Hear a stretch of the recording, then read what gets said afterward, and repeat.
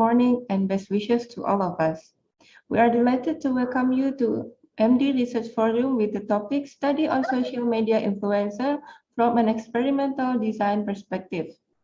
Our speaker, Ms. Vicky Andanopoulos, PhD from University of Sydney, Australia. Our host, Ms. Vidya Paramita, PhD, lecturer in the Faculty of Economics and Business, Universitas Gadjah Mada, and all of the participants. Before we start our event, let us pray in accordance with our beliefs. May this event go smoothly and benefit all of us. Prayer begin. Prayer ends. To start our webinar, let me read the brief profile of our host, Ms. Vidya Paramita. She graduated from Faculty of Economics and Business, Universitas Gadjah Mada on 2008. Later on, she studied at Seoul National University, and the last one, she completed doctoral program at University of New South Wales, Australia. Currently, Ms. Mita is a lecturer at Faculty of Economics and Business, Universitas Gadjah Mada. So, ladies and gentlemen, please welcome Ms. Vidya Paramita, PhD. Thank you, Ms. Ayu, for the introduction. Good morning, everyone. Good morning, Pak Sahid. Good morning, Dr. Vicky from University of Sydney, Australia.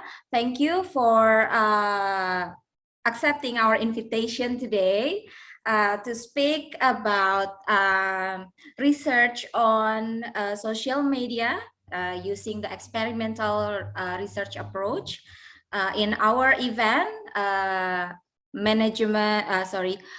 research forum of MD FEB UGM. Okay, so before we start, I would like to inform you about some guidance for this webinar. First, if you like, during the presentation, if you would like to have any questions, you may type your question both in Indonesian or in English in the chat box. And then you may also using the feature of raise hand, yeah, to ask directly to our speaker, Dr. Vicky. And then, yeah, so you can use both options, which one is more comfortable. Okay, before we start our event, so I would like to read the brief introduction about Dr. Vicky. So let me introduce Dr. Vicky first. So Dr. Vicky Andonopoulos, or I often call her my dear best friend, as Vicky, yeah. She is currently associate lecturer in the discipline of marketing at the University of Sydney Business School. So she graduated, she got her undergraduate degree from University of New South Wales, and then she got awarded as honor student. So she could directly enroll to the PhD program. That was back in 2017, and she graduated. She got her PhD degree in 2021. Her research interest is in digital marketing and new product development, and also social media, of course. She has several publications, yeah, which is most in psychology or consumer behavior and social media, such as in Journal of Retailing and Consumer Services, and also in Australasian Marketing Journal. Okay, so before we start, probably Mbak Wiwin, should we play the video? Okay, so before we start, I'd like to introduce first about the MD, yeah, FEB UGM. So here's a brief video about MD doctoral.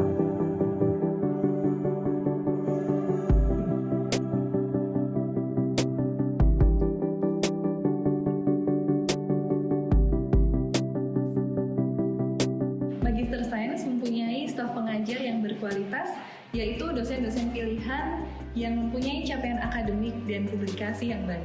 Program ini menggunakan kurikulum yang andal dan teruji dengan metode research-based learning dan sistem pembelajaran student-centered learning, serta menekankan pada kemampuan analitis dan juga kepemimpinan intelektual.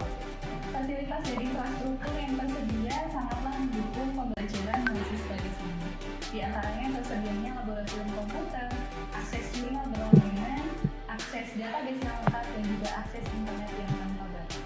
Seluruh sistem, pengajar, dan juga fasilitas yang tersedia kemudian mampu membentuk mahasiswa memiliki kemampuan, konsep, dan teori yang kuat. Beberapa milestone yang saya raih sebagai seorang akademisi, peneliti, dan konsultan bisnis tidak terlepas dari pengalaman berharga yang saya dapatkan selama menjadi mahasiswa program Magister Sains Manajemen FEB UGM. Melalui desain kurikulum yang kompatibel dengan profil lulusan, model pembelajaran yang kreatif dan inovatif, serta kompetensi para dosen dan tenaga kependidikan bertaraf nasional dan internasional, mampu membentuk atmosfer dan budaya akademik yang sangat kondusif. Hasilnya, smart learning, critical and analytical thinking, dan problem complex solving adalah output dari proses pembelajaran yang sekaligus menjadi identitas bagi para lulusan program Magister Sains Manajemen FEB UGM. Program Magister Sains FEB UGM menawarkan pembelajaran selama 4 semester yang dapat ditempuh selama 2 tahun. Riset akademik tidak hanya berkontribusi pada pengetahuan, tetapi juga memberikan wawasan dalam menghadapi isu dan strategi perencanaan. Magister Sains menawarkan 2 program pilihan, yaitu program reguler dan juga program dual degree.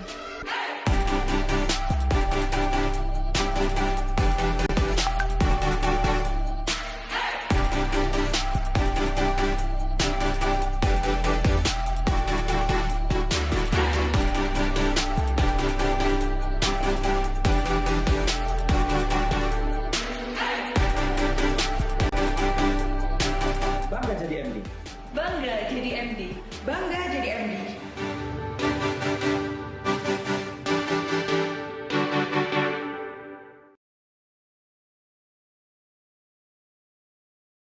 Okay, thank you for watching the video. So that video is about Magister Science and Doctoral FEB UGM, where you can learn research, but research is not always about something serious, yeah. So you can also research anything you like, whatever it is related to business and marketing, yeah. So yeah.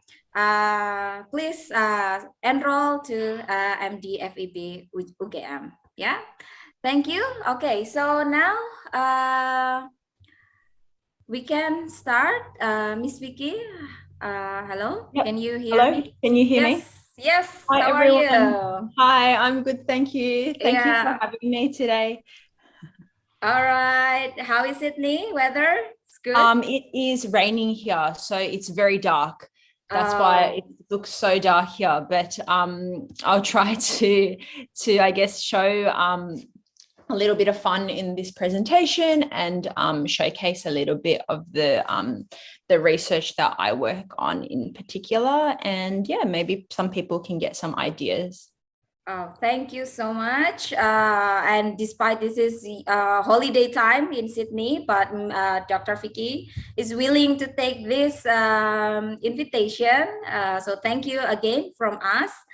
And yes, so please, No problem. I'll get started. Okay. Yes. Perfect. Okay, I will share my screen. Just let me know if you can see it. Can you see that? Yes. Yes, Yep. all good. Yep, beautiful. Okay, so I'll get into it. Hang on, I'll just move you guys out of the way because you're Can you guys see yourself? No. Okay. Yeah, so I am talking about, like Widya said and introduced me. Hello to everyone. I can't see all of you, but I can see some of you on the side.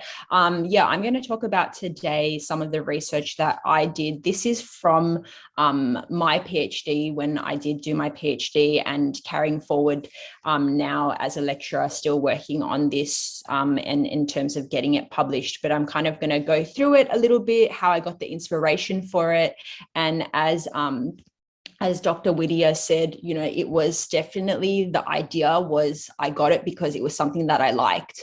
And so it was something that I was interested in, and I combined that interest with, you know, an academic way of pursuing research. So I'm just going to go through that. And yeah, before I get into it, I think you'll also notice it is like doing experimental research in social media is a little bit rarer, I think, mainly because it is a newer area.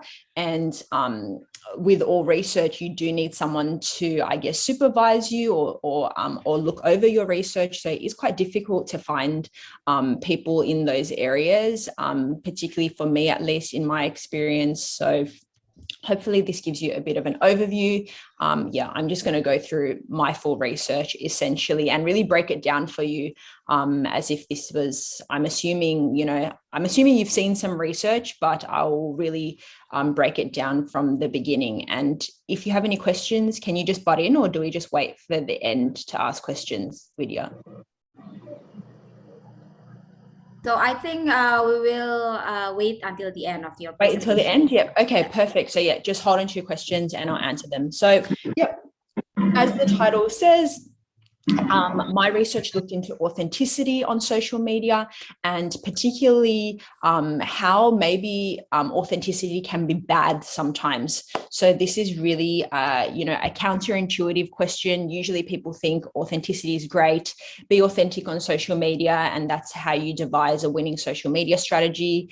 In my research, I try to challenge that. So I try to say, you know, what happens if we go the opposite direction? But let's start from the beginning of the story. And this is generally how we kind of, I'm sure, again, you've seen research, we really try to tell a story, and we start the story with influencer marketing, which is where we're going to be placing this research, where this research is going to be taking place, and I guess the setting for our research. Hello? Oh, I think someone's microphone is on. Anyway, so what is influencer marketing? I'm sure you all know and have seen. I am aware that influencer marketing is quite different in, you know, in whichever part of the world that you're in, and some of the platforms that I may talk about, I'm not sure have the same popularity in Indonesia, but I assume they're all much of a muchness unless they're, you know, banned in a country, for example. But I don't think this is the case for this current research. So like I said, all this research is surrounding influencers. I'm sure you know what influencer marketing is. It's the using influencers to engage in marketing activities. It's a form of social media marketing, and it's basically when we endorse, we pay influencers, or we use product placement for influencers in a particular area of specialization. And just to be certain, influencers are people that are just standard people like you or me, who have somehow managed to build a really nice solid chunk of following. And the definitions of influencers is constantly changing. You may have seen, you know, you can now be categorized as an influencer if you have 1,000 followers. So for some companies and for some agencies, for some brands, it's 2,000 followers. Then you've got different levels of influencers, which is like 50,000 followers, 1 million followers, etc. We don't go too much into the different categories of influencers. We're just interested in all of them. And yet to distinguish them from celebrities, influencers are originally just normal people like you and me. Celebrities, for example, like, I don't know, Britney Spears, or actors like John Travolta or Chris Hemsworth, they didn't start as ordinary people. They gained their fame from doing an activity like acting or singing. Influencers, me and you, nobodies, somehow got famous by getting a lot of followers. Okay, so we're examining these people. And then Finally, another point, usually we find that influencers specialize in a certain area. So that's how they get their following. You know, if you, for example, decide to try to become an influencer tomorrow and you post about 1,000 different topics, it's going to be quite difficult for you to get a following. Usually you have to stick to a certain area, for example, fashion, for example, interior design, for example, tennis only. So it's very specific areas, and that's how you gain a following. So that is the kind of what we see influencers doing. And then another point to note is, and the interesting thing about influencers is consumers choose to follow influencers. So automatically we have quite a really different relationship in terms of the marketing world. So if you think about marketing, usually it's companies and brands throwing you advertisements. Most of the times it's advertisements you don't want to see. For example, you're watching TV and you see a TV ad. You don't want to see this TV ad. However, when it comes to influencers, you put your hand up and you say, I want to follow you. I want to see your ads. So automatically there's a sort of imbalance in the relationship. And this is what makes influencer marketing so interesting, because you know, the follower or the consumer like yourself literally asking to see marketing from the influencer. So already we have a very high level of attention and alert from the consumer. So just a little fun stat here from 2019, some research showed that 8 out of 10, I believe this was from USA, 8 out of 10 consumers have purchased something after seeing it as a recommendation by an influencer, which is a very, very high statistic. And yeah, which is why I am constantly fighting for the fact that, you know, more research has to be done in this area. Okay, so again, to showcase the growth of influencer marketing, you know, we can see companies spending on influencer marketing, it's only going up. So I don't have the 2021 data, but you can see in 2020, globally, the market size, $9.7 billion being spent on influencer marketing. So clearly it is an area to look into. And then even bigger figure, 93% of marketers have used influencer marketing at some stage, have engaged an influencer on any sort of platform. So here we are talking about YouTube, TikTok, Instagram, WeChat, whichever platform you may use, combined, 93% of marketers have used. Again, super important to look into. Okay, so now we kind of get into the focus of this research. We've just found out that influencer marketing is all the rage. It's super popular. What am I going to research within influencer marketing? Because I think a lot of people, you know, they're like, for example, I love TikTok. I want to do research on TikTok. Well, you know, that's a very broad statement, and you really need to find a really specific and niche area. And particularly when we're talking about experimental research, it needs to be super specific. So, you know, I guess my tip is, and what I did was I sort of just looked for inspiration as to what was happening around me, the trends that were currently taking place in influencer marketing, because I knew I wanted to do research on influencer marketing, but I was like, what on influencer marketing? So I started looking for trends, and the trends that I was finding was what you have here on the screen, and that is these are cutouts from newspaper or internet article titles or headlines. And a lot of headlines were telling me back when I did this research a few years ago that authenticity was a trending topic in influencer marketing. And it was super important. You can see here, importance of having authentic social media presence, tips on creating authenticity, age of authenticity, brands need to be authentic, why authenticity in marketing matters more now than ever. So it was very clear that the trend in the industry of influencer marketing was authenticity. However, I was really confused by this, because even though, you know, media and industry reports were telling me that authenticity was trending, I really didn't feel this was the case.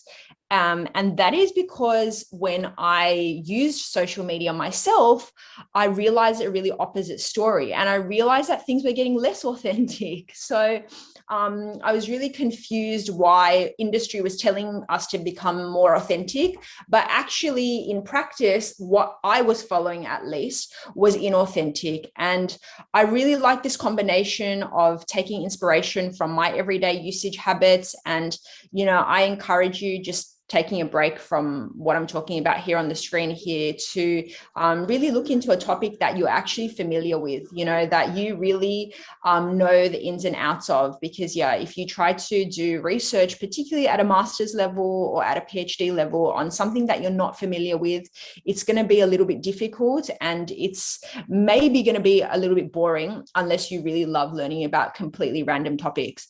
But yeah, so I was looking on my social media feed, and I realized that 10 years ago, when I used to scroll through Facebook, particularly Facebook, people would post pictures like this on the left, like really normal, unedited, pretty much standard. You don't really look twice. You're like, oh, that's just a standard ugly picture. Let's move on. That was the norm thing to do. And then suddenly, fast forward 10 years later, you never really saw this anymore. You never saw this picture on the left anymore.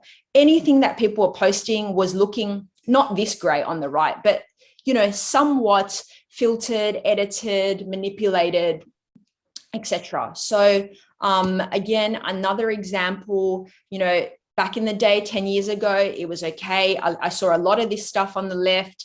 And then today, I don't see this anymore. I only see this version, you know. And I think, you know, take a moment to think about, I guess, in your own social media habits. I assume that most of you have social media of some sort, whether it be Facebook, Instagram, TikTok, whatever it may be. Yeah, how often do you see these types of photos anymore? You don't really see them anymore. They're always looking somewhat flashier, prettier, edited, etc. And when I looked into this further, when I looked at influencers in particular, I realized that if you were an influencer that just posted these types of photos, the ones on the left, you weren't getting much following. It was the influencers that were posting these types of photos on the right. So these types that I have on the screen, these were the ones that are getting the most following. And again, if you think to your own usage, your own social media usage, you know, and the types of photos that you see on your feed every day and the types of people that you like following, it's probably the ones that like, that have prettier or more aesthetically pleasing photos. So when I thought about it, I thought, you know, this is not really authentic. You know, in my mind, I hadn't looked into the definitions of authenticity yet, but I really thought if you asked me to do a test today, which one is authentic, which one is not from these pictures, I'm sure most people would pick the left as authentic and the right as inauthentic. So this was kind of where my motivation for this research developed.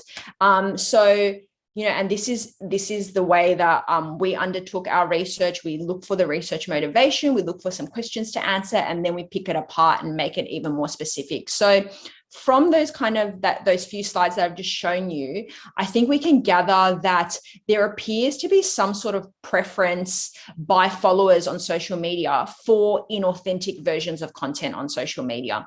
And that's because we see the people that posting those kind of more fake, edited, filtered photos, they're the ones with the larger following. So by that standard, by that definition, they seem to be more popular. So then I asked myself and this research motivation question as being, can using more inauthentic social media influencers actually result in a greater benefit to marketers? So to make that really simple, should marketers, brands, example, I don't know, Gucci, Samsung, Apple, should they be using the inauthentic influencers? Should they prefer the inauthentic or should they prefer the authentic? Logically, currently what media tells us is they should be using authentic. But when I actually look at my social media feed, it appears that inauthentic might work better.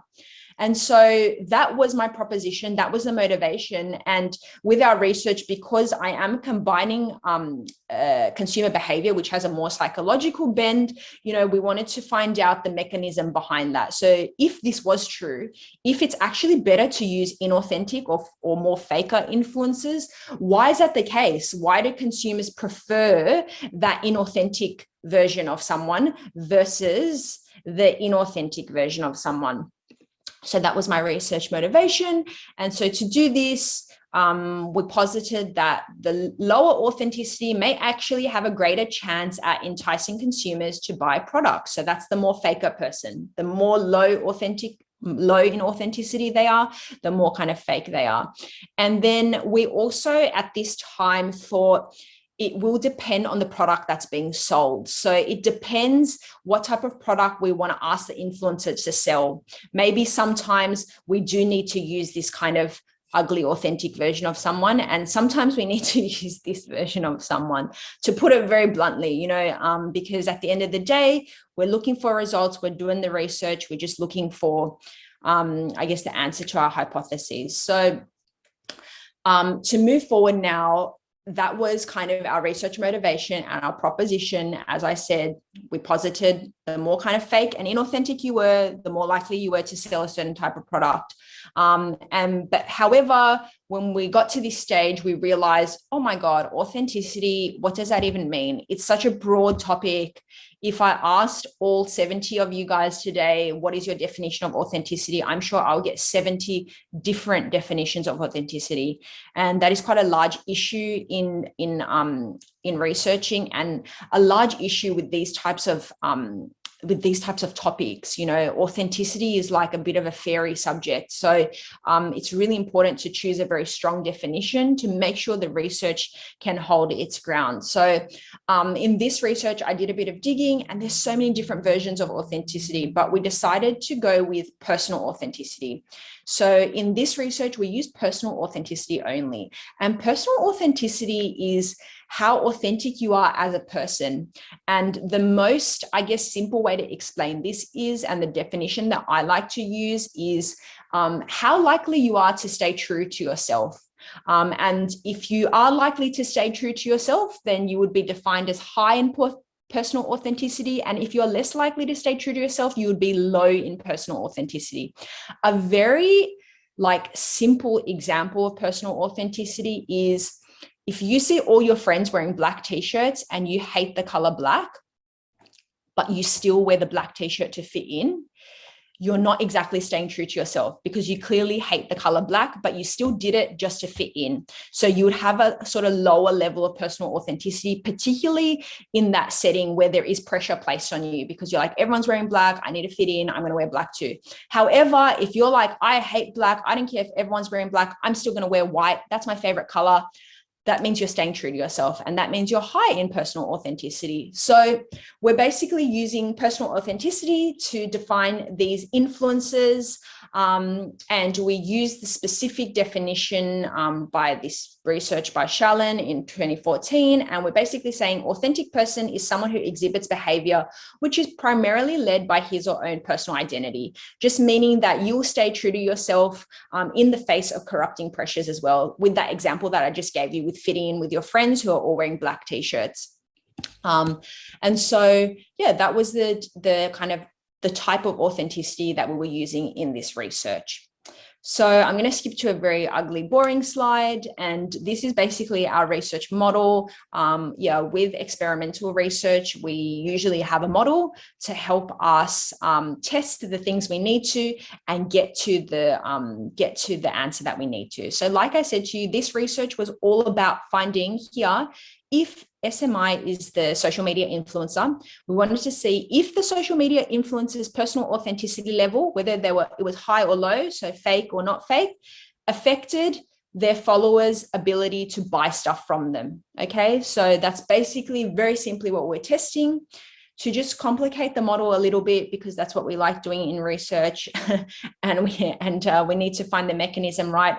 We hypothesized that this was due to the ability that the influencers had to elicit trust, and then the ability the influencer had to inspire their audiences. So basically what we were saying was the authenticity of the influencer would affect the trust, how much the influencer was trusted by their followers, which would then affect how much their followers were inspired by them, which would then affect their followers' willingness to actually buy the stuff that they advertise. So that may be a little bit complex if you're not familiar with models, but I will try to I'll try to break that down later on as I go through them. The reason why we came up with that model was, so you're probably wondering, like, how did you pluck out these random mechanisms? So we did a bit of looking into the literature, and what we did find was that authenticity is usually liked. Like, humans generally desire to be authentic and generally desire to have authentic friends. Yeah, so we like it when the people around us are authentic, stay true to themselves, i.e. not fake or not constantly changing. So if you think about your own friendship groups, you like hanging out with people that stay true to themselves, that are not kind of airy-fairy or wishy-washy. So authenticity is usually preferred. Another piece of research also suggested that authentic brands are always preferred. And then another piece of research also suggested that consumers are in constant search for what is authentic. So clearly the research was telling us a lot of pro-authenticity research. So consumers do like authenticity, which was a little bit worrying because that was sort of against our hypothesis, which our hypothesis was saying sometimes consumers don't like authenticity. But for the time being, we had to accept that authenticity is liked, and that's totally fine. That's totally fine. I guess it's the other pieces that will make this interesting. So then we're going to talk about, I'm just going to explain how we get to trustworthiness here. So here again, we're hypothesizing. If you find an influencer authentic, you're going to trust them more. And this makes logical sense, I think, right? Even if you just don't even think about influencers, just think about your friends. And a lot of the times, consumers think of influencers like friends. Like, they look at an influencer recommendation like it's a friend recommendation. So I almost approach this like a social psychology piece, because influencers, again, are not celebrities. They're like people that we consider, some people consider influencers friends, particularly micro-influencers. And we really trust a lot of the things that they say. So when I looked at the research, that was correct. So the more authentic we find someone, the more likely we are to trust them. So even if you think about all the people you know, I'm sure some are more authentic than others.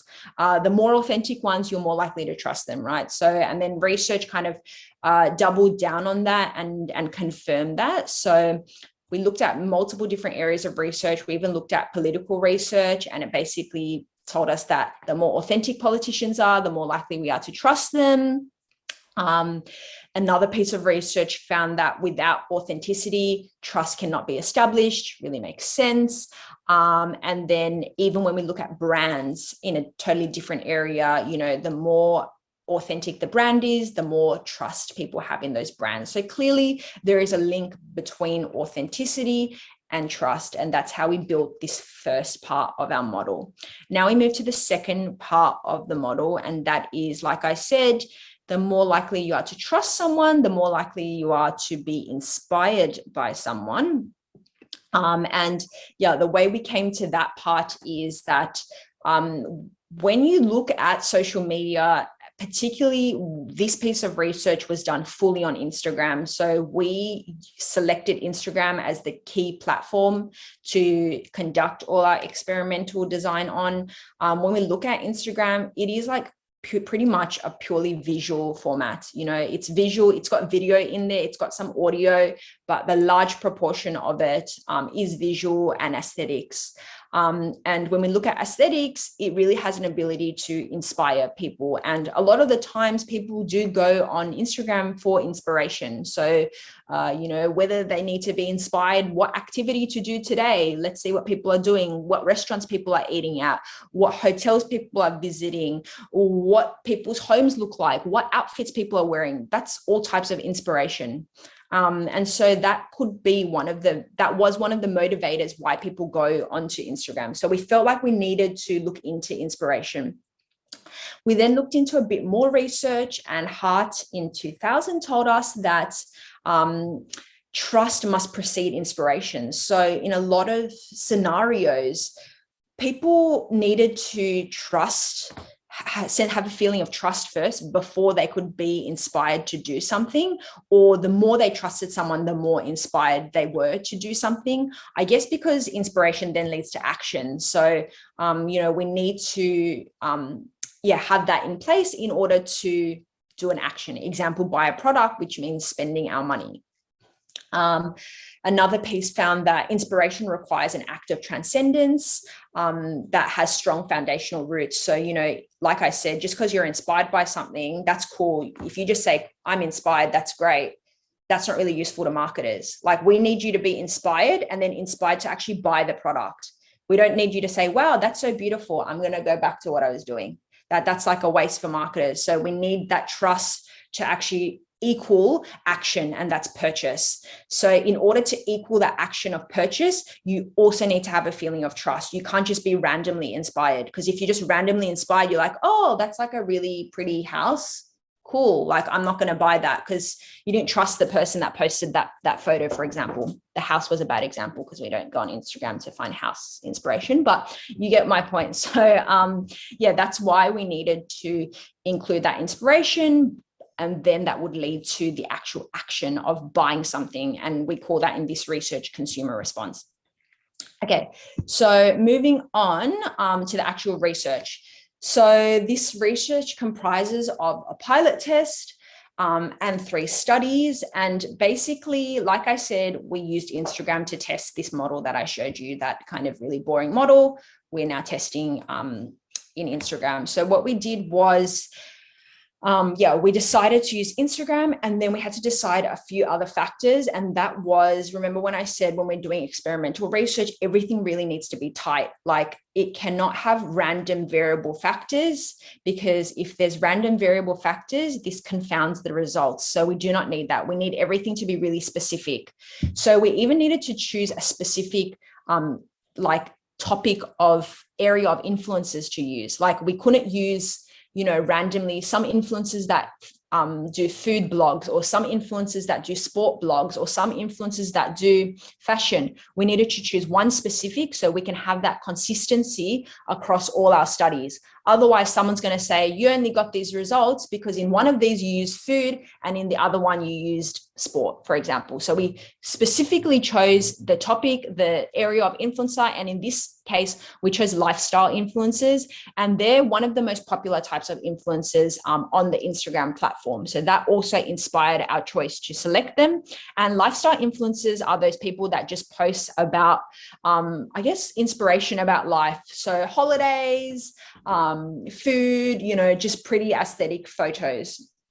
And what we did was we created 12 profiles that were specifically manipulating influencers' personal authenticity. Okay, and I'm just showing you one example. So one set of the influencers that we used. This is the same person, just the authentic version of herself, the real version, and then the faker version of herself, the inauthentic version. So like I said, we wanted to test that model here. And in order to test whether this affects that, we had to create a high version of this and a low version of this. So we needed influencers that were high in authenticity and influencers that were low in authenticity. So this is our highly authentic gemma and our low authentic gemma. And you can see we manipulated the photos, we manipulated the style of photos, and we manipulated, we kept everything else constant. You can see the posts, the following are the same here. The profile picture is the same because we didn't want to confound anything. And then we also manipulated the caption at the bottom of the photo. So in one caption, the gemma is really honest, which is linked to the definition of authenticity. And we used a particular other scale, I don't have time to go into that, to manipulate this. And then in the fake version of Gemma, the inauthentic version, you know, she's very fake, just another day, you know, that's not real life. We all know that. So try to make it really two ends of the spectrum here. And what we needed to do, I guess, was also test that this was making sense. So I created these, they're fake profiles. And to me, you know, this looks very fake and this looks very fake and this looks very real. But, you know, that may not be the case when you actually do your research and you give it to participants to fill out the survey. So we put this into a survey. We used mTurk by Amazon to collect our data. And we basically, this called a pilot test, we basically just checked if our manipulation works. So this is a manipulation. So we're manipulating authenticity here. And we gave them one scale, the personal authenticity scale. Some of the questions were like, do you think Gemma is being true to herself? Do you think Gemma is lying? Questions like this. And we asked two different groups of people. So we used two sets of people, and then we gathered our results, and we did find that there is a clear manipulation between these two stimulus. So, and that's what we needed to move forward in the research, because if there's no clear difference here, we can't move on to the next stage. So we got a clear difference in these two gemmers, and then we could move on. So we move on to study 1. We held on to those Instagram profiles that we successfully manipulated, and we got people to come back with the results on. And then we just added one thing. So we got a new set of people on Amazon to do our survey, because every study we need a new set of people. And we basically showed the same stimulus. So the influencer, that Gemma profile that you just saw, like one of these, you were exposed to one of these. And then we just added on a picture under her profile. And we just said, if Gemma was now to try to sell you this suitcase and this was her next post, we asked you these questions. How willing would you be able to follow her? How willing would you be to like her photos? How willing would you be to share the person's Instagram? And then how likely would you be to purchase this item? And then how, assuming you were in the market for the item, how likely were you to purchase it? So you can see here, we selected 2 different types of products to advertise alongside our influencers. And that is hedonic and utilitarian products. So there were other products as well. There was like a travel adapter and a water bottle, and here there's a restaurant. But you can see clear difference between utilitarian products. Fun products are our hedonic products, like cake, restaurants, concert tickets, movies. Then kind of boring products that give us utility or physical, tangible utility are like our suitcases, medicine, water bottle, kind of more boring life products if you want to make it really simple. So we just wanted to see, did it make a difference what category these people of products these people were selling as well, whether it was boring or fun products like a restaurant. So here we have the boring product of suitcase versus fun product of restaurant. And you will see there are some differences, but that was our kind of structure of our survey. What we did find was, interestingly, when we just looked at authenticity to purchase, there wasn't that much difference in the utilitarian and hedonic. So here in study 1, we didn't introduce, how I talked about trust before and inspiration, we didn't introduce any of that. We just showed influencer, product, how likely you are to purchase. And you can see the results, insignificant. So insignificant when it comes to non-purchase. So if that means how likely are you to follow the person, how likely you are to share the person's profile. But when it comes to purchase, people actually preferred the authentic person. Okay, so this was again against our hypothesis, which at the time really annoyed me. So, what can we do? But that the literature did tell us that people do prefer authenticity. So they were preferring, authentic Gemma selling this stuff. Yeah, they were not preferring this girl, the inauthentic Gemma. So this is problematic because that's not what we hypothesized, but we carry on anyway. So we moved on to what we did was we dropped the non-purchase variable. So how willing you are to follow and stuff like that, that was non-significant. So we just carried through with the purchase variable, which was asking people how likely they were to actually purchase the item advertised by these influencers.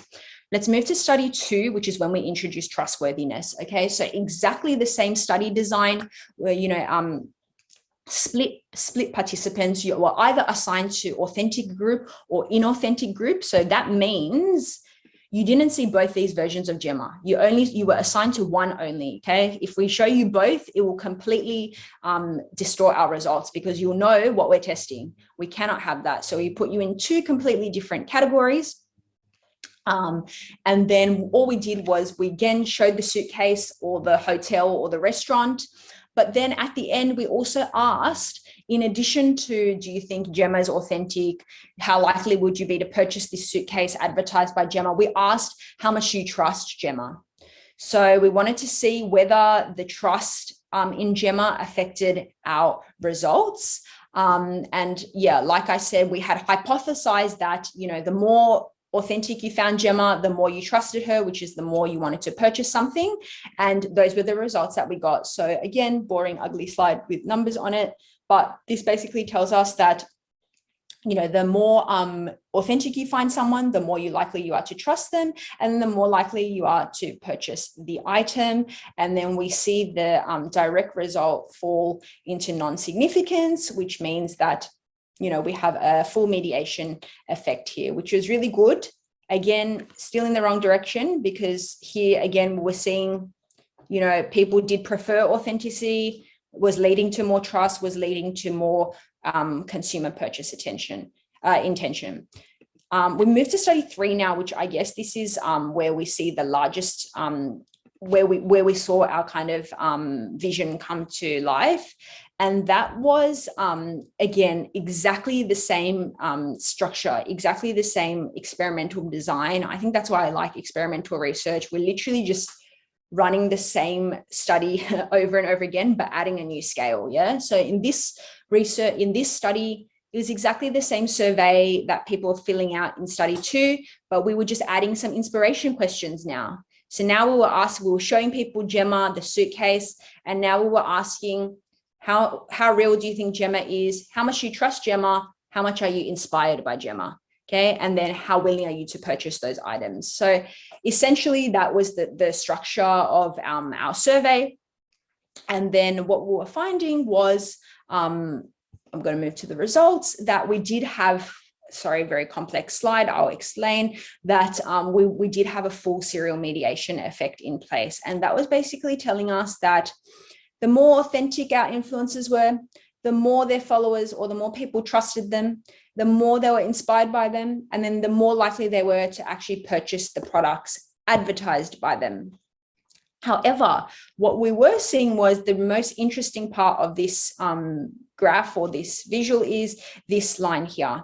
And that is, the more authentic someone was, the less likely they were to inspire people, because we had a negative effect here. So this was finally making our hypothesis from day one come true.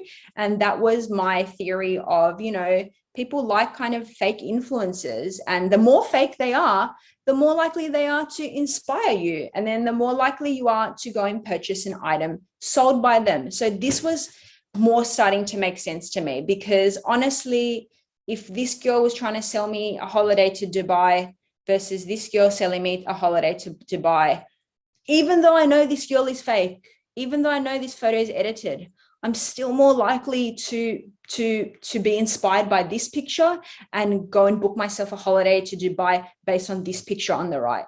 Yeah, this one doesn't make me want to go to Dubai. Okay, so, and that's what this kind of really complex graph is showing us. Yeah, so it's showing us the faker person is more likely to inspire us, which makes sense based on those pictures. Yeah. And then actually the real part that we're interested in as marketers is then the consumers actually wanting to go purchase that product. Yeah. Whether it be holiday to Dubai, that's still a product. Yeah. Destination Dubai, Dubai tourism is still a product. Dubai hotel is still a product. Restaurant still a product, etc. So we break it down a little bit further. This is really complex, but we just tried, what we did was we isolated this section, yeah, this kind of weird triangle here, because that's the part that we're interested in. We were interested in this kind of negative effect of authenticity. So we break it down and we wanted to isolate the different types of products. So remember when I said we looked at boring products and fun products like utilitarian and hedonic, suitcase versus restaurant, we found that the effect is only holding true for our hedonic products, so for our fun products. So this effect of anti-authenticity was only happening when the influencer was selling you a fun product, like fashion, restaurant, food, movie, holiday destination. But when they were selling you boring products like water bottle or suitcase, this doesn't happen. Yeah. People still prefer the authentic influencer. So we can see the negative effect here is only in place when the influencer is used to sell fun hedonic products like holidays or restaurants, for example. But it was extremely interesting because we did what we set out to prove, and that was, you know, that sometimes being fake does sell more product. It just mattered what type of product it was. So really interesting piece for companies and brands that are sellers and purveyors of hedonic products, such as hotel chains, such as, you know, restaurant chains, such as fashion chains, fashion brands. What this research tells us is that they should be engaging more inauthentic influencers if they want to sell more product. However, if you are a brand of travel adapter, you do not need to use the inauthentic influencer. You need to use an authentic influencer, because that's when the person's going to believe you. And it's sort of, it makes sense when you think about it. Again, these are some of the actual stimulus we used in our research, again, to showcase our boring, so utilitarian products, and our hedonic fun products. And yeah, you know, we looked into why this may be the case, because we needed to explain this effect as well. And basically, yeah, you know, when we go on social media, we do associate inauthenticity with a bit of fakeness. And that's why I interchangeably use those words. Yeah, consumers may perceive authentic influencers as people that just are kind of boring and just post uninspiring content. That's why then they don't necessarily tend to be inspirational, right? If I'm just posting a picture like this is current life, this is day-to-day life, there's nothing to be inspired about there.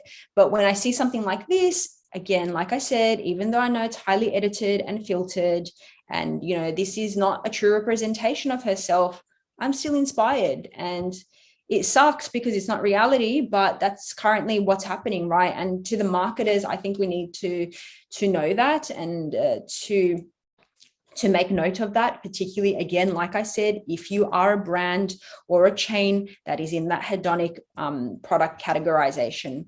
And so, yeah, you know, when we, even though it's highly unattainable, we find this inspirational.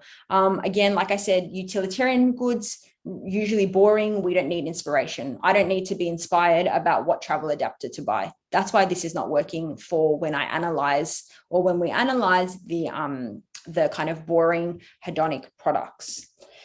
So what are the implications? You know, we're always looking at how this research can be of use to people and of use to marketers. I think you can already gather the implication. The use is quite specific and quite easily actionable. Basically, if you are a brand, you know, if you are Marriott, Hilton, whatever, if you are tourism destination Dubai, tourism destination Indonesia, and you want to use influencer marketing, you're probably better off selecting a more inauthentic influencer. However, if you are, you know, Samsung travel adapters, you need to engage an authentic influencer, because that's when people look for authentic influencers when they're looking for utilitarian products. That's just what happens, because we're not looking for inspiration.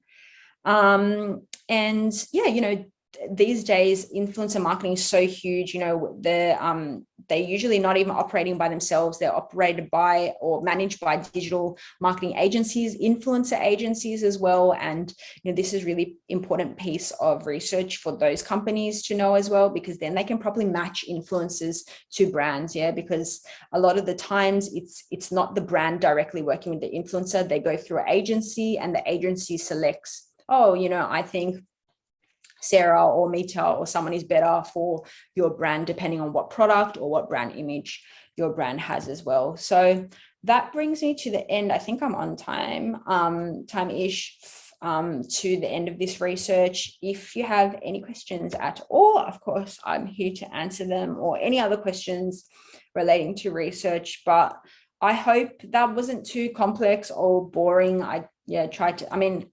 you know, you're always going to have these types of kind of scary graphs in research. And I think you just need to, or for me at least, you know, break down and always remind yourself what's the implication to the marketer, what's the implication to the brand and to consumers. So hopefully this also explained why you act the way that you act on social media as well. Finish. Thank you.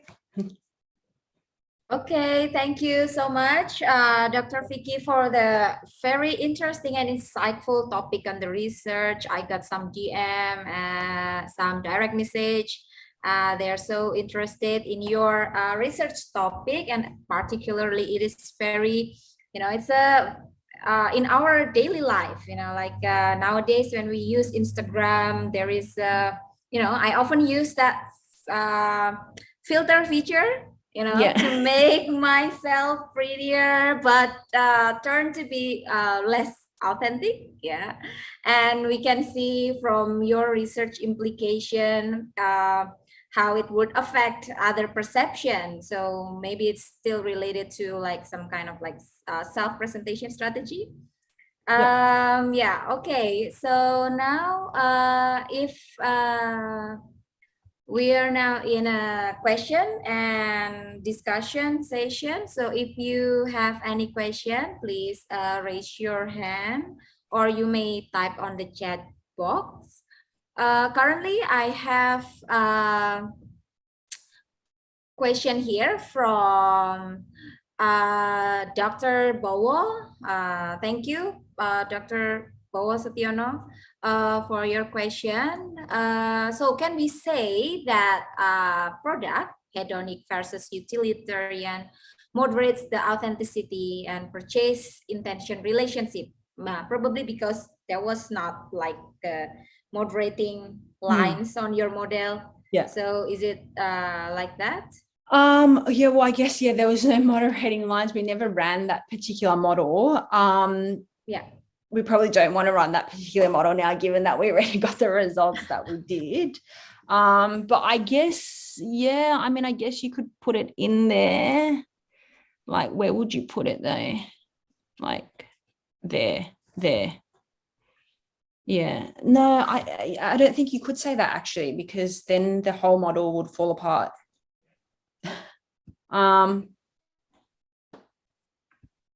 I don't think it's a moderation, no, because I think if probably we did run this, actually probably Mita does remember, I don't know, and it didn't.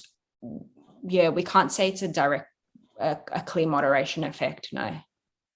All right. So was it like you run it like separate group, right? Yeah, we run it in separate groups. Separate groups. All right. Well, yeah, probably maybe we can just think about where to put it in the model. Yeah, see, I mean, like the only place I could think is there. Yeah. But I don't know if that would affect other components. Or there. Oh yeah. Well, it could be there, or it could be there. Oh yeah, right. It's about the mediation, right? So, yes. Okay. Yeah. All right. Okay, thank you. Yeah, I remember the days like where Dr. Vicky started putting all over the picture in our office. All right, thank you. So I have another question here. Do you think from Bapak Eka Sugeng, thank you for your question. Do you think authenticity and honesty is the same matter? Thank you. Authenticity. Yes. Authenticity and honesty, good question. Could be highly correlated. But just looks cooler if we did authenticity, doesn't it? It's highly related, because if you look at our definition of authenticity, right, it's literally the degree to which a person is true to his or own identity in the face of corrupting pressures. It's a little bit different. I think honesty is like related to lying. Authenticity is not related to lying. Authenticity is how strongly you believe in your own character. like I said, with the example of if all your friends are wearing black t-shirts and you hate black, but you still wore a black t-shirt, that doesn't mean you're not honest. That means you're not honest to yourself. It's to your own identity. You know, I think honesty is a trait. Authenticity is an innate thing that people have within themselves. So there is a correlation, but they're definitely not exactly the same. All right. Okay. Probably to make it more specific, I remember that day I read about how you operationalize the authenticity. I mean, like, if I'm not mistaken, it was about like the stage Yes. post and everything. Yes. Like, could you elaborate on that? Yeah, I think when we looked further into like our manipulation of authenticity, even we manipulated how staged someone's pictures or how staged someone's life was. I mean, could you say that's linked to honesty? Again, yes, but are they exactly the same? No, because we're asking people. At the end of the day, we ask people, do you think Gemma is being true to herself? Do you think Gemma, when faced with external pressures, stays true to herself? And the reason why we used that was because we saw the move like 10 years ago when people's feeds look like that, and now it looks like this. I think it's because of external pressures. Like all your friends' feed looks like this. So if you start posting this, people are like, what's wrong with you? So that's actually, you are being corrupted by external pressures, and that you are not staying true to yourself. However, if you were always into being fake, like you were like this 10 years ago and you're one of the original fakies, then you are being true to yourself. But if you transitioned, then you're not staying true to yourself. It's a bit hard because we don't know influencers as people. And that's a lot of the questioning that this research gets, because it's like, oh, you're asking people to make a judgment based on someone that they don't know. Yeah, I am. And you made the judgment and you're now deciding to buy the product or not. So I don't care whether you're judging, you're doing it. That's what's happening every day, and that's I think where we kind of just drew the line. Okay, all right, thank you. Maybe before we continue, I'd like to a bit briefly summarize your research in Bahasa Indonesia for audience that may not be familiar or may not be comfortable in English. Just a brief one. Yeah, so mohon izin Bapak Ibu untuk sekedar merangkum sedikit mengenai riset Bu Vicky ini ya. Jadi di sini memang meneliti authenticity dan inauthenticity ya, di mana authenticity itu biasanya karakteristiknya adalah ketika kita tidak mau menjadi diri sendiri seperti itu, sedangkan kalau inauthentic itu kita berani menjadi diri sendiri walaupun ada external pressure gitu ya. Sedangkan kalau di sosial media sekarang ini yang diteliti oleh Bu Vicky, kalau dulu kita merasa baik-baik saja posting foto dengan kualitas gambar yang biasa saja, pose yang natural gitu ya.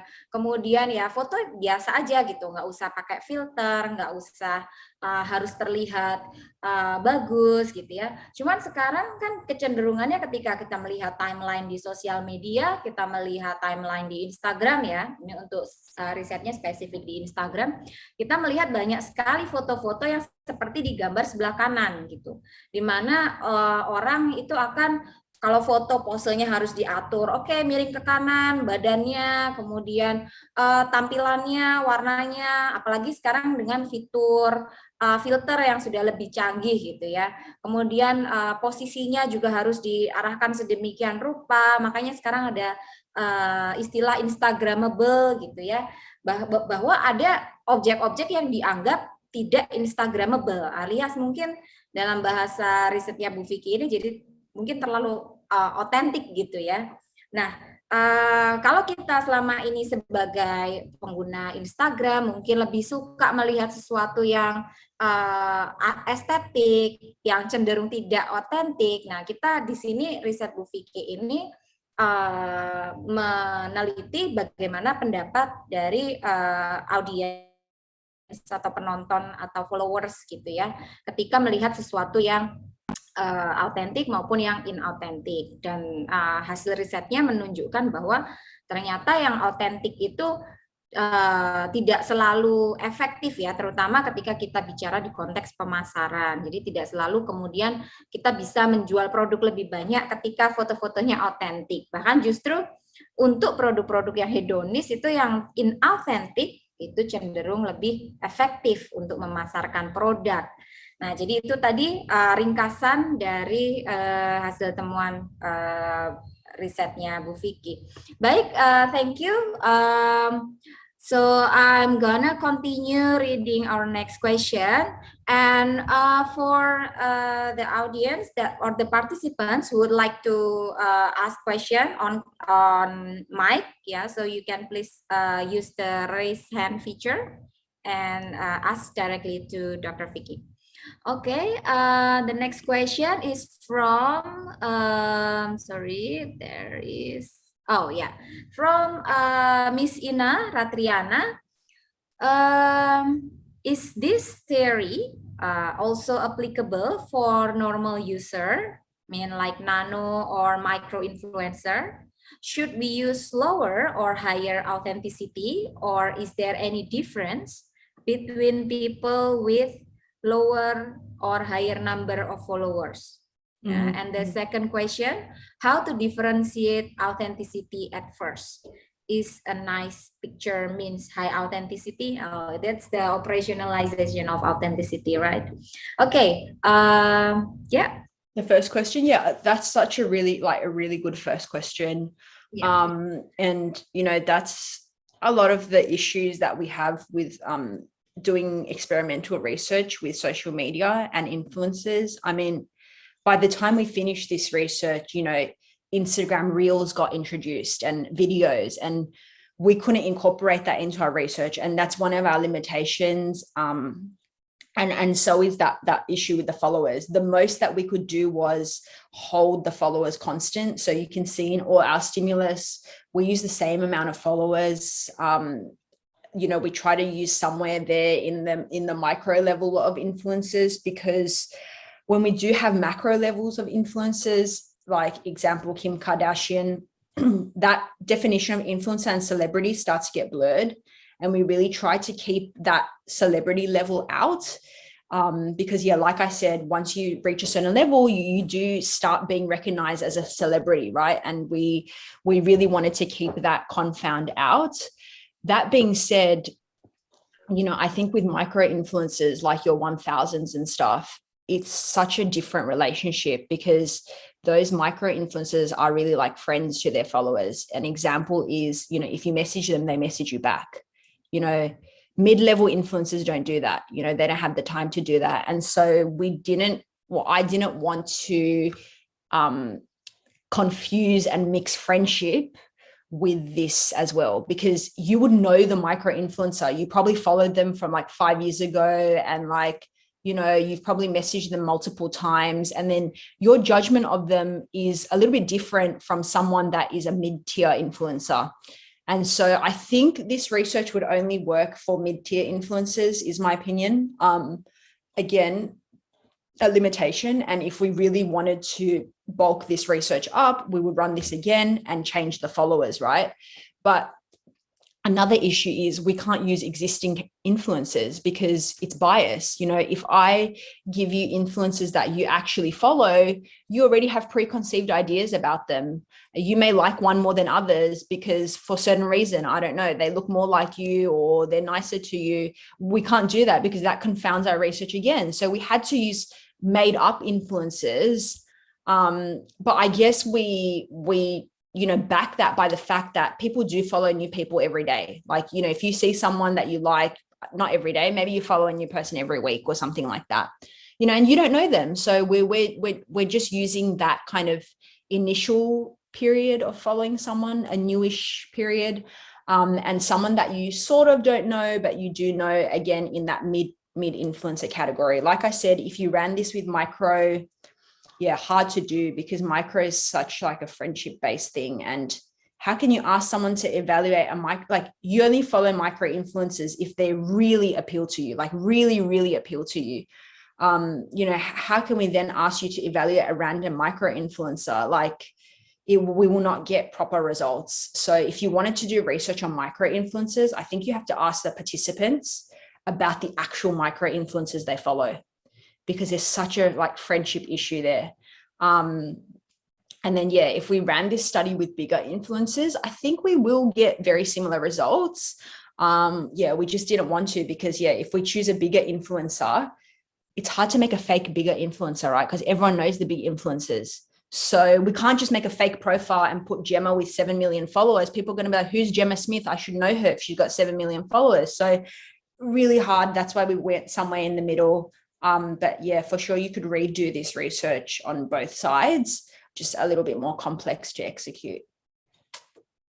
Similar results for the macro, I think dissimilar results for the micro. Okay, thank you. And how about for the second question? Sorry, Yeah. Can you repeat? I think it was about the operational. Operational. Okay. All right. So is a nice picture means high authenticity? Well, it does. It means low authenticity. Certainly for us it did. But again, yes, it does. But also we're like the first research to say, hey, if you do post nice pictures, people do judge you as a person. They seem to, clearly no one knew who Gemma Smith was, but just because she posted nice pictures, when we asked, do you think Gemma is true to herself? People were saying no. So we were like the first piece of research to operationalize personal authenticity into an Instagram profile. And although it's quite a large jump, it's still there. It's still telling us, depending on the quality and how Instagrammable your pictures are, people are making judgment on you as a person. And that's happening subconsciously. Yeah. Okay, thank you.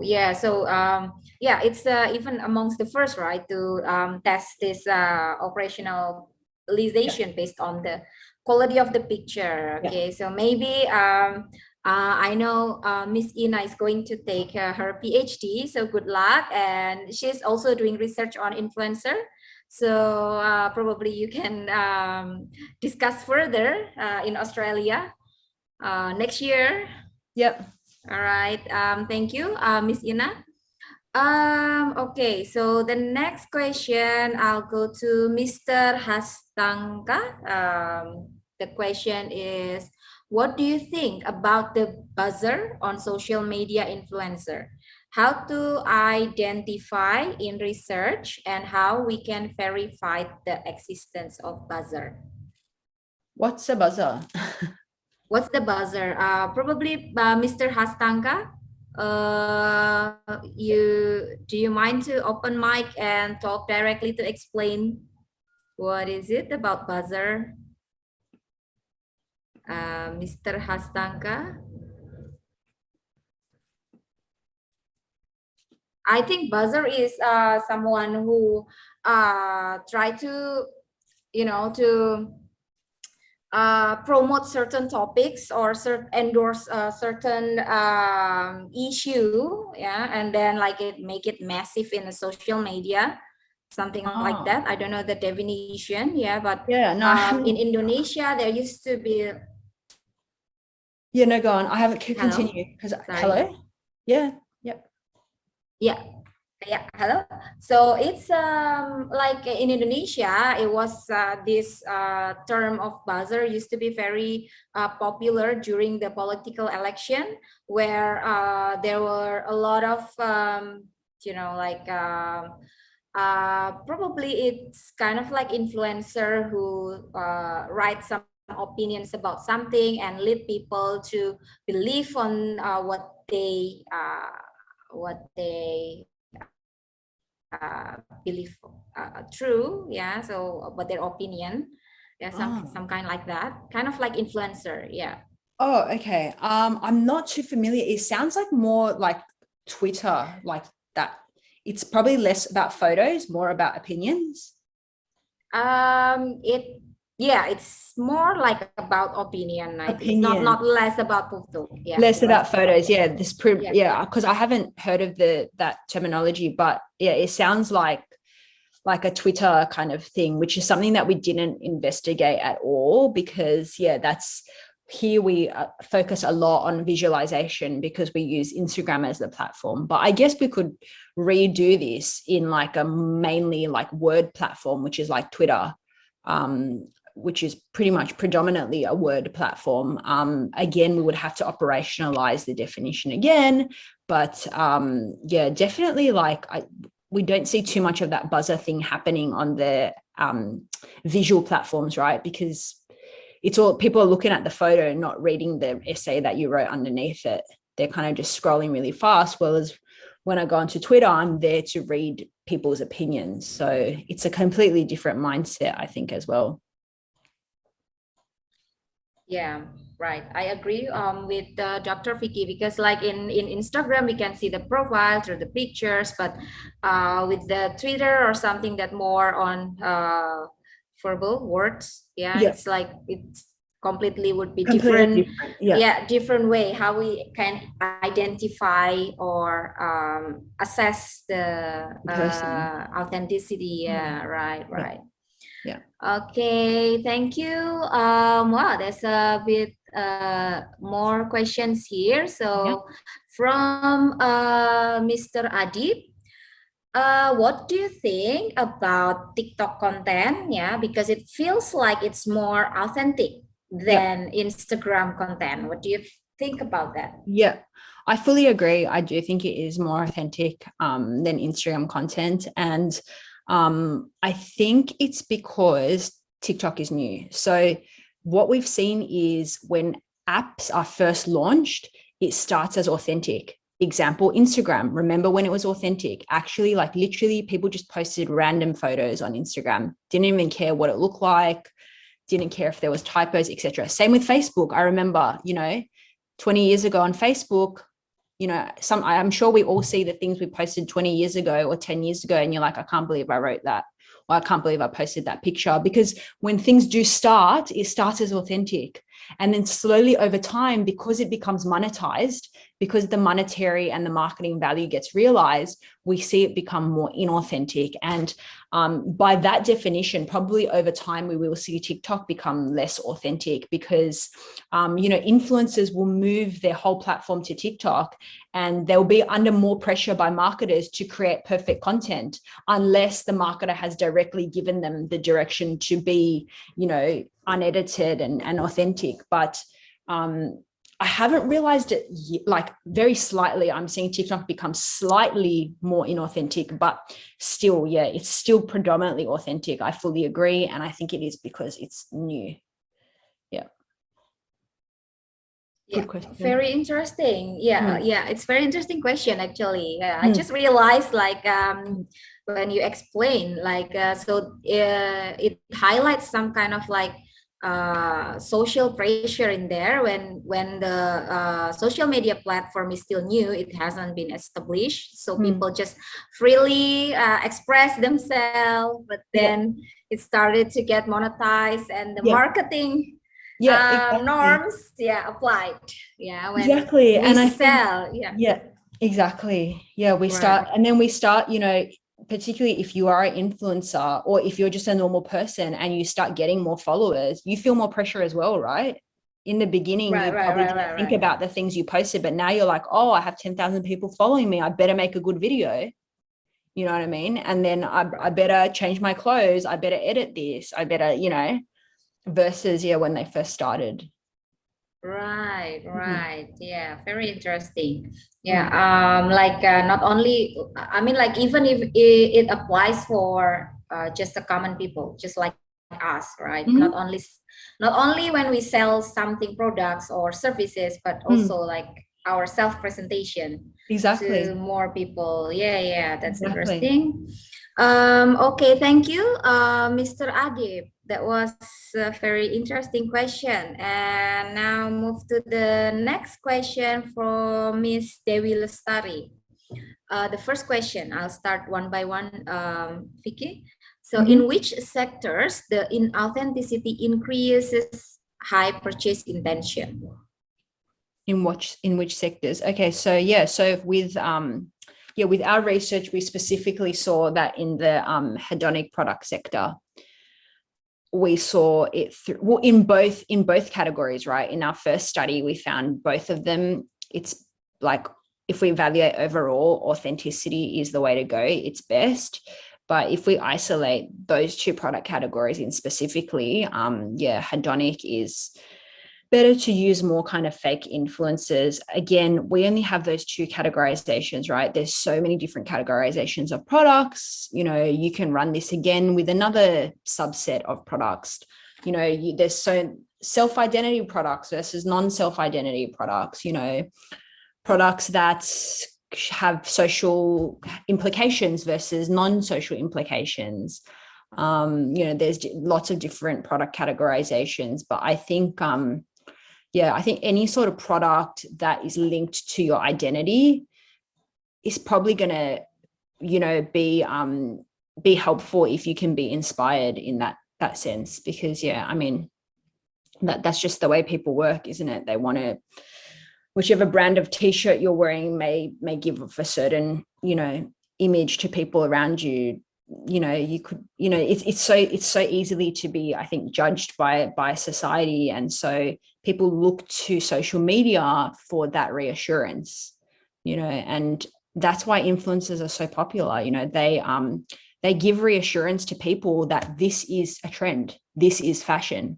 You know, if you go on your social media and you see 1, 2, 3, 4, 5, 6 influencers all wearing a new brand of shoes, that's like confirmation that that brand of shoes is in fashion. They're the ones that create that fashion. They provide that social confirmation so that when you do go buy those shoes, you're like, I'm socially confirmed, like these shoes are great. Yeah. All right, thank you. So let's move to the second question, still from Miss Dewi. I think it's the same one. Oh yeah. Do you think the followers or audience characters influence this authenticity? For example, country, age, gender, etc. Do they influence authenticity? So do you mean, like, does the audience influence the influencer? I mean, like, maybe it can be two ways. Yeah. I mean, like, probably we can see it from the perceived authenticity. I mean, maybe it's perceived authenticity. Whether, like, do you think different ages perceive authenticity differently? Yeah, for sure. Yeah. I think they do. There is some difference in perception. But overall, I mean, we didn't cross-analyze all that participant data, because we got participants with all ages to do this survey, to do this research. So we really tried to rule out age bias. But I'm sure if we analyze, you know, each age category separately, I'm sure there's some differences in how people perceive authenticity. Maybe to like young people, it's more normal, you know, like, because this is their norm. Like, this is the generation they grew up in, right? Like, they never saw this part on the left. They only saw this part on the right. So they're like, that's the norm. But yeah, when we cross-analyze everyone, there is a difference. And also to reverse that question as well, like, if I think the influencer will also give their followers what they want. So if I know that most of my followers are, you know, older age people that love this stuff on the left, then I'm going to give them that stuff on the left. You know, if that's what is giving me more likes or more follows or stuff like that. But if I know that this is what my followers expect, then I have to give them that. Like, that's what they expect. I can't just randomly post this. Like, you know, it depends. It depends how well you know your followers. I think, you know, the really professional influencers are really looking at micro data to try to figure out, you know, who is their followership, you know, what gender, what age are they, what do they prefer. They're even, you know, doing polls on what people prefer and giving it to them. So it's both ways. Oh, okay, sorry. Yep.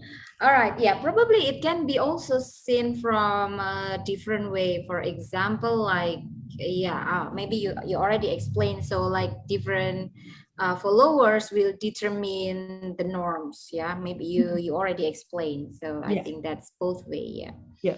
All right. The next question. Okay. So I'm sorry, Miss Ratno. Maybe I skip your question. Now I'm gonna read it. So for marketing case, yeah, for the tourism destination, will authenticity be able to make consumer to repurchase? Okay, yeah, good question. Probably not, because I think when you do a repurchase, you're not really looking. It's a combination of stuff. It's a combination of external content again, but then you also remember internally, if you went to Dubai because this girl told you to go to Dubai and then it was crap, like that's your internal memory, like really having the majority of the dominance when you make that decision to repurchase again. So if you know for a fact that that photo was a lie, you went to Dubai and it didn't look like that, then next year you saw her post a similar photo, I think you're going to remember, hey, that photo was a lie, I'm not going to go back there. So I don't think it's good for repurchase unless, you know, the destination lived up to your expectations, right? And, you know, your ability to enjoy a holiday is based on so many different factors, not just what the destination looked like. It depends on your mood, the weather, who you were with. Did you like the food? Was the service good? Like, you know, I think it depends on your experience with that first purchase in combination. Yeah. All right. Thank you. So that's all for all the question in chat box. So I'll still invite some participants who would like to ask directly to Dr. Vicky. Meanwhile, I will also welcome Dr. Sahid Susilo Nugroho. Is Pak Sahid still here? Yes, of course. I'm sorry, Pak Sahid, we couldn't see the whole participants' video camera here. Mbak Wiwin, could you please make Dr. Sahid in the same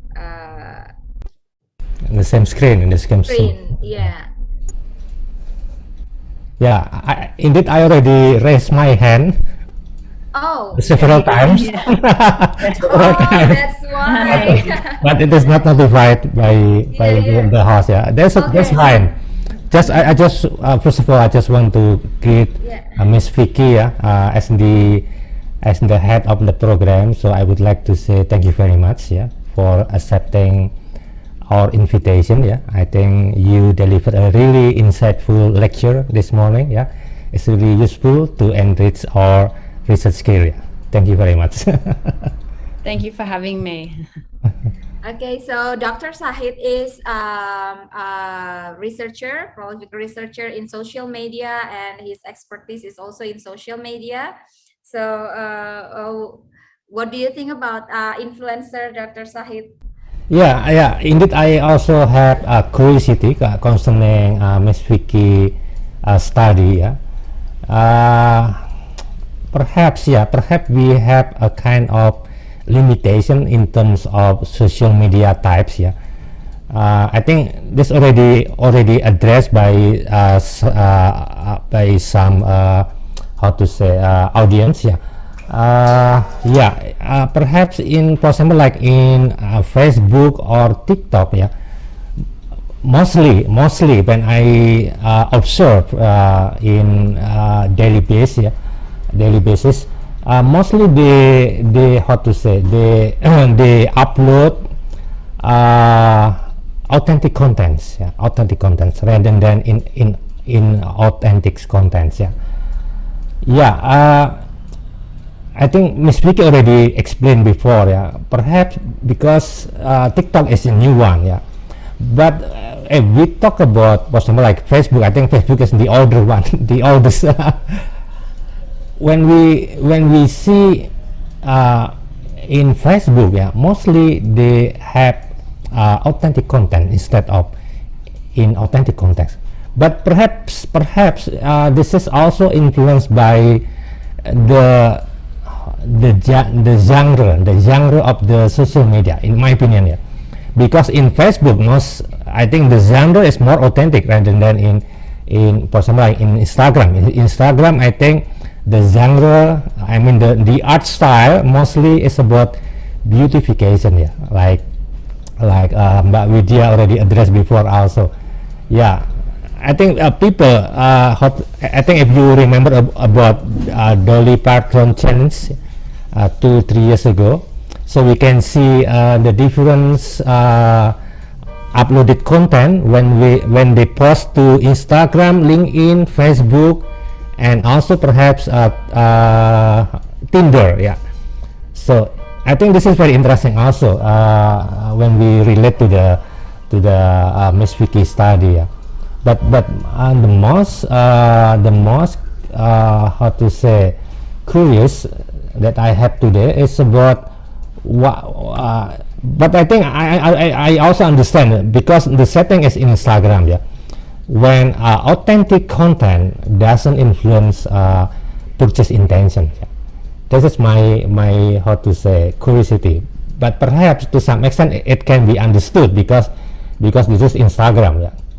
Okay, but then I have the next question. How about if the person is not so gorgeous like Mbak Mita and also Miss Vicky? Yeah? What will be happens? Yeah, because I think in your experiment, in your study, I think Jemina Smith is a kind of gorgeous person. Yeah, but how about in the opposite? I don't want to insult somebody else, yeah, but I just how to say to criticize, to enrich this discussion by to see any possibility. So we compare between George's people and the opposite. Okay, so I think this is my question. Thank you. Thank you, Dr. Sahid. So, like between good-looking and not so good-looking people, like would that effect be like still remain the same, or and also the previous question was about like different platform. Does that imply different norms or Yeah. the same? Yeah, of course, like such good questions. And I fully agree with you. There's such a huge difference across the platforms, like, which is why we could not combine them all into one. We had to do it separately. And then another issue is like cross-culturally, people put different emphasis on different platforms. Like, you know, here there's influence on aesthetic and nice prettiness on Instagram. Maybe that's not the case overseas. Like I don't know unless I go there, and then I don't know the predominant choice. It's so different, like from country to country, continent to continent, which, you know, again, limits the study massively again. But yeah, fully agree, like completely different perceptions or expectations of authenticity across those different platforms. You know, like I said, I expect to get authentic content when I go onto TikTok or Facebook. But what we see is like the reason why we chose Instagram was the industry data showed us that that's the predominant platform that influencers are operating on. So the most monetary value is on Instagram. So for the influencer, so if the influencer, most influencers operating across multiple platforms, as you know, if you're a professional influencer, the one that is generating the most money in terms of connections with brands and marketing firms is Instagram. So currently it's Instagram. Maybe over time, you know, TikTok will start taking a share. YouTube is also one of the largest Instagram influencer platforms.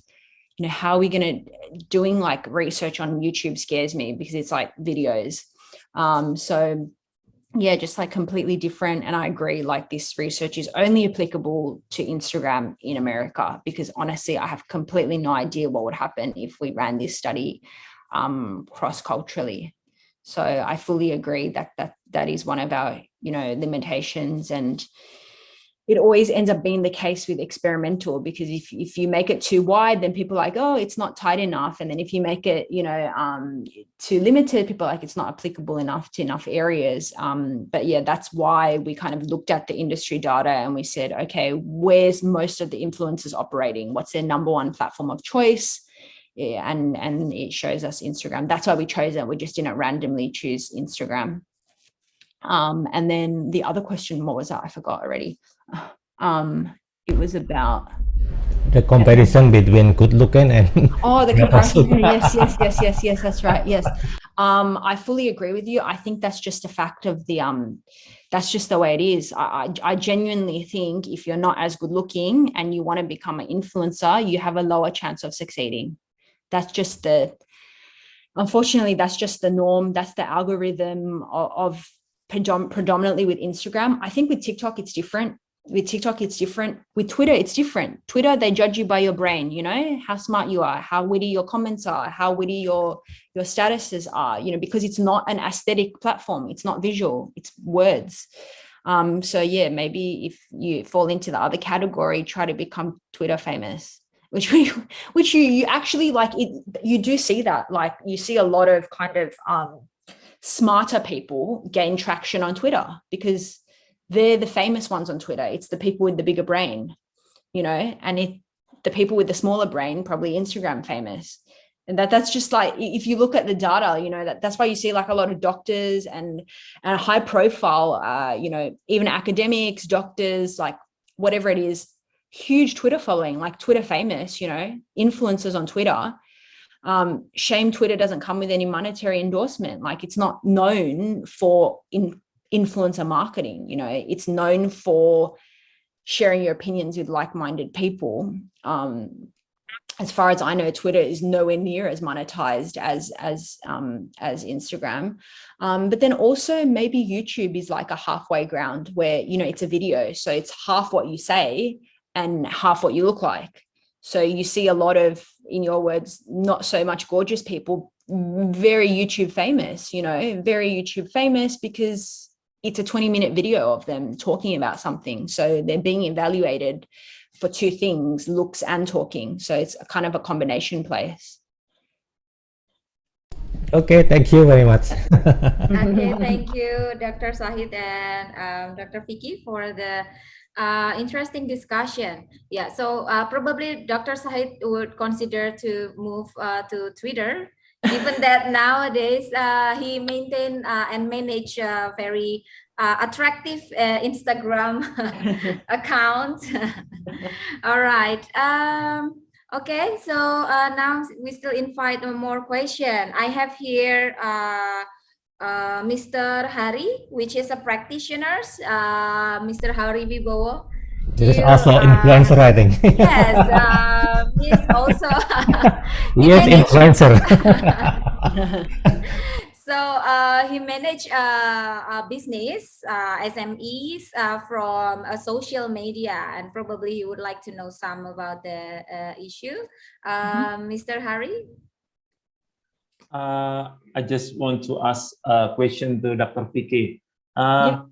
Sometimes as a random Instagram viewer, I don't know the name of the influencer. I don't know the followers. Which one is the most important effect? The influencer himself or herself, and the place, or the viewer? That's my question. Thank you. Thanks for your question. What do you mean, which one's more important in terms of what? Like in terms of gaining more followership, in terms of influencing purchase decision? No, it's in my point of view as a Instagram random viewer. Let's say about this. I want to go to Dubai. And I'm just looking with keyword about Dubai, and I found some photos with the unknown influencer, let's say. Oh, okay, yeah. So I want to know which one is the most important effect to raise my interest. Is it the influencer, the follower, or on the place? Thank you. On the photos, yes. Okay, I see what you're saying. Wow, very complex question, like so many different factors. Like, you know, of course it depends on the influencer, but it depends on like your personality and your state of mind. Like, are you already goal orientated? Like, you're certain you want to go on a trip to Dubai already? Like, are you already thinking about Dubai, or are you already thinking about going on a holiday, or are you just going through Instagram because you have nothing to do with your time, but you're not really looking for a holiday? Like, it depends how concrete the goal in your head is to motivate you to purchase, if that makes sense. So, you know, if you know that you have to go to someone's wedding next week and you're looking for clothes to buy, you know, and the wedding's in 3 weeks' time, in those 3 weeks, at the back of your mind, you know, I got to buy a new suit for a wedding. So when you look through social media in that 3 weeks period of time, you're going to be more susceptible to posts about suits because that is of particular interest to you at that point in time. But after the wedding passes, so what if you see people posting about suits? You don't need a suit. So it depends on the customer's goal orientation of purchasing that particular product. I don't know if I'm exactly understood or answering your question, but in terms of the customer, I think it's their willingness to purchase depends on how concrete that need to purchase is at that point of time of scrolling. Also the type of product.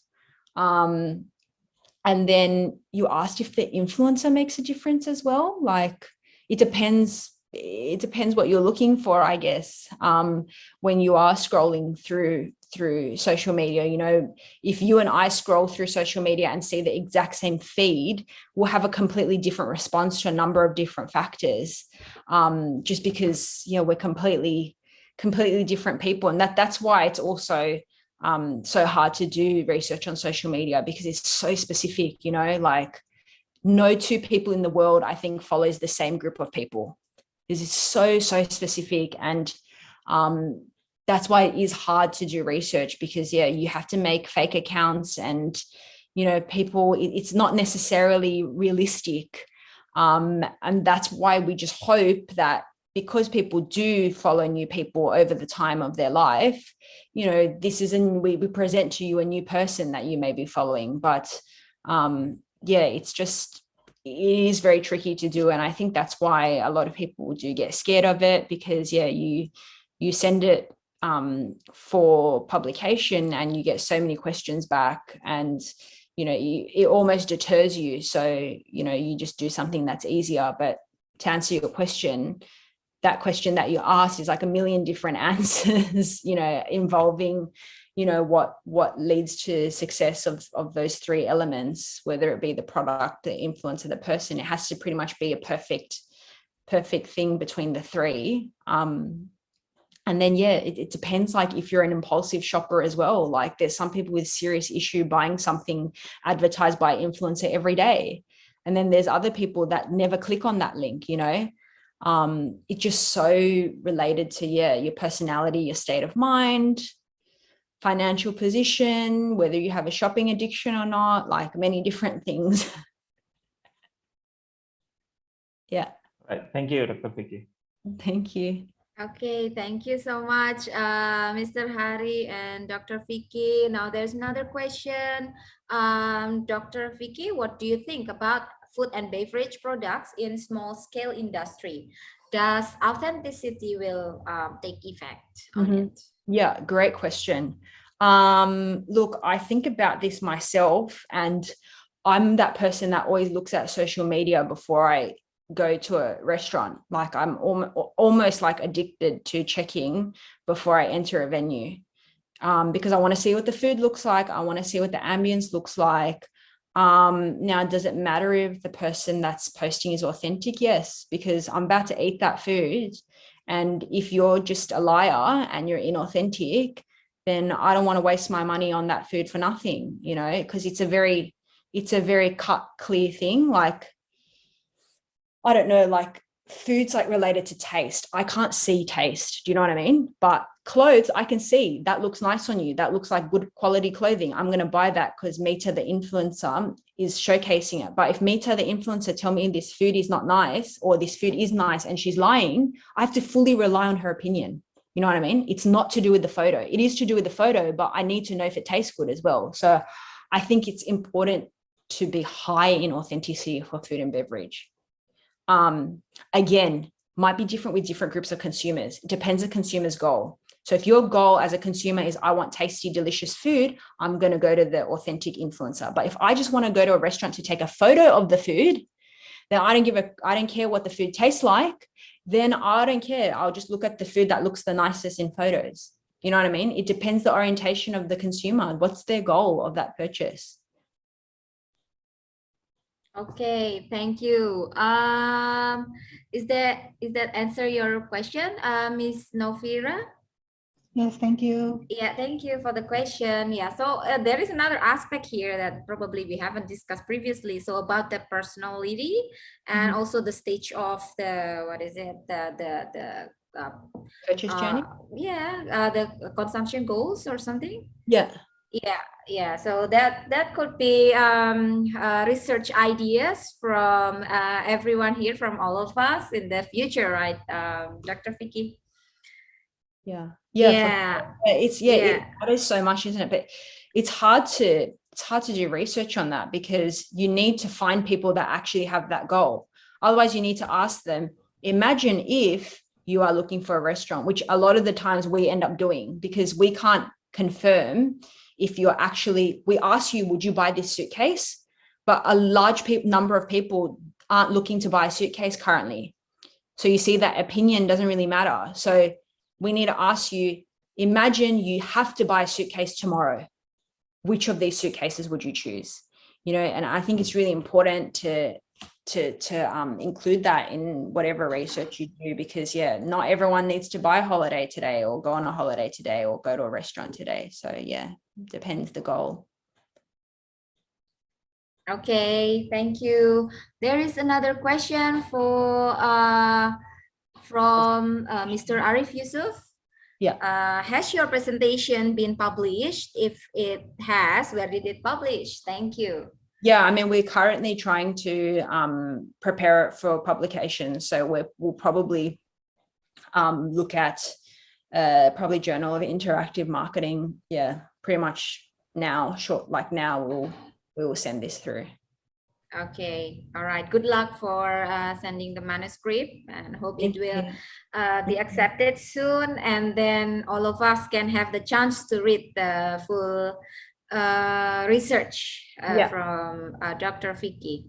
Okay, is there still any other question? Let me check. Sorry, sometimes I missed one or two questions.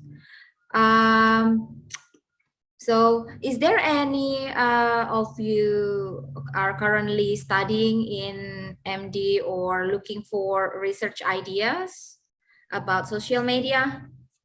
Anyone? If yes, then you can raise your hand.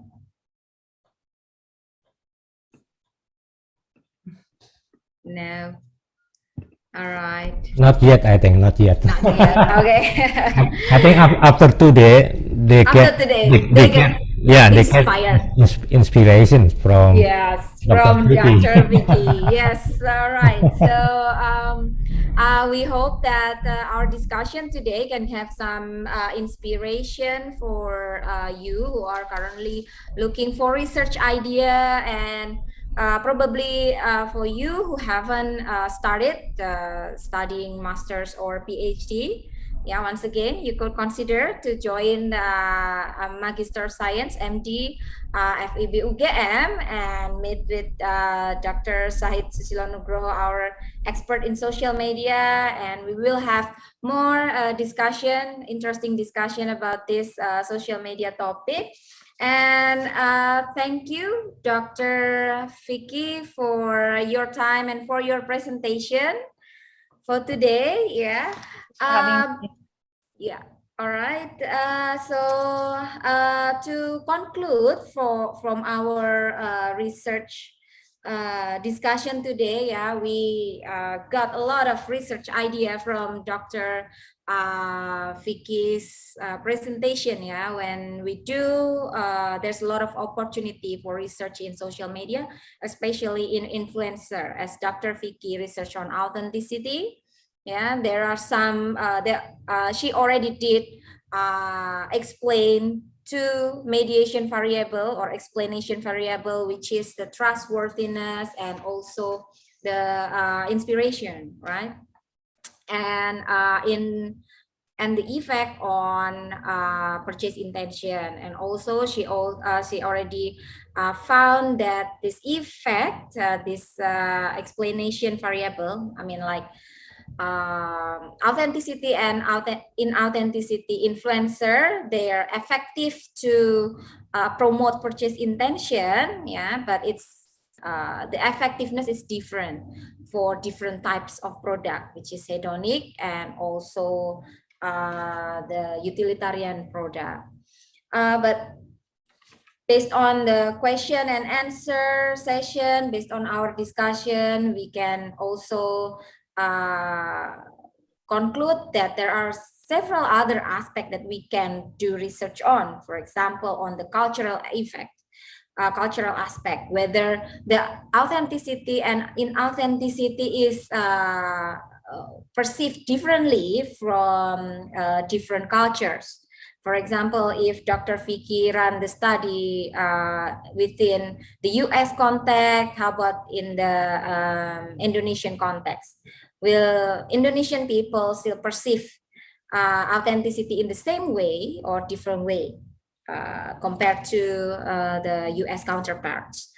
And then while Dr. Vicky, you did the research in Instagram context, yeah, we can also elaborate on the more verbal aspect. Yeah, for example, in Twitter,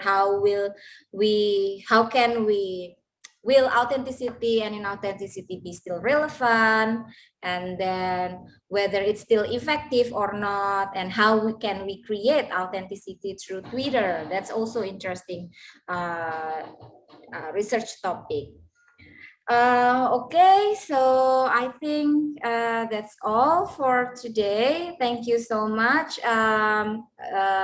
Probably before we end up our webinar, Dr. Sahid, would you have one or two words for Dr. Vicky and the audience? Yeah, okay. Once again, thank you very much to Dr. Vicky for your really interesting and insightful lecture this morning. Yeah, we really appreciate that. And we also, how to say, if you don't mind, we also invite further research collaboration with our researcher, also with Dr. Mita and also myself. Yeah, perhaps, yeah, if you are interested to have a cross-cultural research, yeah, and then we are really enthusiastic, yeah, about that. Okay. And for the audience, ya, saya mengucapkan terima kasih kepada teman-teman semua, ya. Jadi ini adalah seri research forum yang akan selalu kita gelar, paling tidak sebulan sekali. Kita akan hadirkan banyak ilmuwan ataupun peneliti dari internasional, ya, sehingga bisa memperkaya pengalaman ataupun ini, ya, memberikan wawasan mengenai perkembangan riset di topik-topik yang kita anggap penting, ya.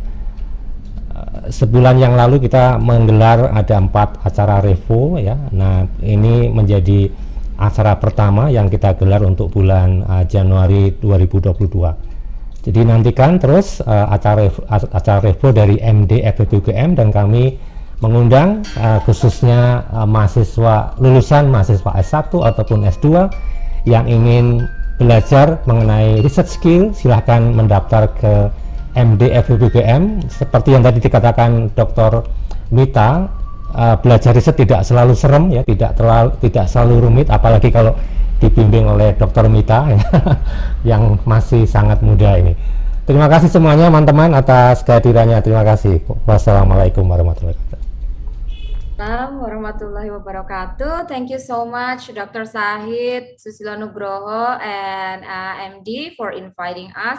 Thank you so much, Dr. Vicky, for your time and for the insightful presentation. And thank you so much, Bapak Ibu, all participants for attending this MD Research Forum. And we look forward to see you again in our next event that surely be interesting and insightful, just like today, and hope that today's discussion will give you some inspiration and aspiration for your research and for joining Magister Science and Doctoral FEB UGM. Thank you so much. Jangan lupa potret bareng, potret bareng. Yeah, okay. Wait, before we close the session, let's have a picture together. So, yeah. Pak Fajar ya, Pak Fajar silakan, Pak Fajar. Yeah. So please turn on your camera, and we will have a picture session with Dr. Vicky. Thank you, Dr. Vicky. See you again next Thank you so level. much for having me. Have a great day. Yeah, thank you, and look forward for the research collaboration with you. Thank you. Yes. Okay, take care. Have a great day. See you. Yeah, have a good day. Bye. Bye. Terima kasih Bu Mita ya. Terima kasih Pak Ya. Sahid. Terima kasih Thank tim you. MD atas acaranya yang bagus, lancar. Amin amin. Terima kasih tim MD. Terima kasih Bapak Ibu semua. Terima kasih Bu, terima kasih Pak. Terima kasih Bapak Ibu.